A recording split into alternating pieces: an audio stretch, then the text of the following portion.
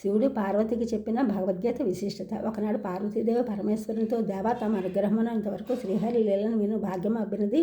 మీ మొక్క నుండి భగవద్గీత మహాత్మ్యమును కూడా వినవలనను కుతూహలము కలుగుతున్నది అని తెలిపాను. అప్పుడు శివుడు పార్వతీదేవితో, శ్రీ మహాలక్ష్మి విష్ణుమూర్తి శాస్త్రయనుడై ఉండగా మీ స్వామి మీరు సమస్త భువనములకు అధిపతి అయి ఉండి ఇట్లు ఉదాసీన నిద్రాముద్రికులై ఉండుటకు హేతు ఏమి అని అనగా, ఆ శ్రీ మహావిష్ణువు, నేను నిద్రించట్లేదు, నేను పరతత్వమును ప్రార్థించున్నాను అని పలికను.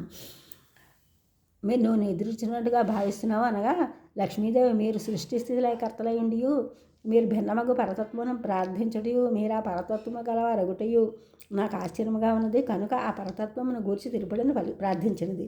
శృణు శుశ్రూణి పక్ష్యామి గీతా సుస్థితి మాత్మన వక్త్రాన్ని పంచజానీహి పంచాధ్యాయ ననుక్రమాత్ దశాధ్యాయాన్ భుజాంశ్చైక మధురం ద్రౌపదాంబుజే యావమష్టాదశాధ్యాయి వాంగ్మయి మూర్తిరైశ్వరి.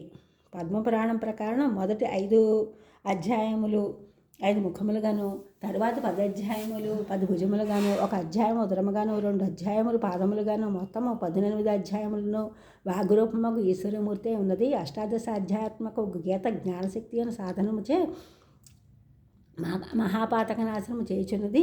ఈ గీతాపారాయణమును పూర్తిగా కానీ, 1 అధ్యాయం కానీ, 1 శ్లోకము కానీ, శ్లోకార్థం కానీ, పాదము కానీ, తుదకు పదము కానీ భక్తిపూర్వకంగా ఎవరు స్మరించినో వారు సుశిరమర సుఖము నందుదురని అనుటలో సందేహం లేదు. పూర్వము ఉత్తమ బ్రాహ్మణ కులమును సుశర్మ అని వాడు వైదిక జ్ఞానశూన్యుడై దుర్జన సాంగత్యమున క్రూరలో గురుచు జప్తపాదులు పరిత్యజించి విషయాలాలసుడై ఉండెను.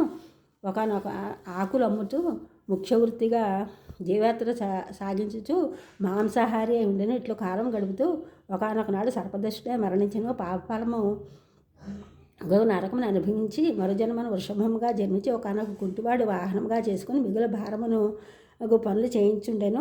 10 సంవత్సరములు గడిచిన. ఉన్నతపర్వత ప్రదేశంలో ఒకనాడు ప్రయాణం చేయించుండగా వృషము ఆ భారం భరించలేక కింద పడి మరణించను. దైవవశమున కొంత ఋషులు ఆ మార్గం విడుచు దానికి సద్గతులు కలుగుటకై తమ సుకృతంలో కొంత ధారపోసిరి. అప్పుడు అదే మార్గం విడుతున్న ఒక వేశ్య, నేనేమి పుణ్యం చేయలేదే, నేనేం ధారపోసేదను, ఏమి పుణ్యం చేస్తే అదే ధారపోసేదను అని నేను పిమ్మట యమదూతలు వచ్చి యమధర్మరాజు వద్దకు తీసుకుని రాగా వృషభము చూచి యముడు వేశ్య ధారపోసిన పుణ్యము కారణముగా పుణ్యలోకము నందగలదు అని చెప్పింది.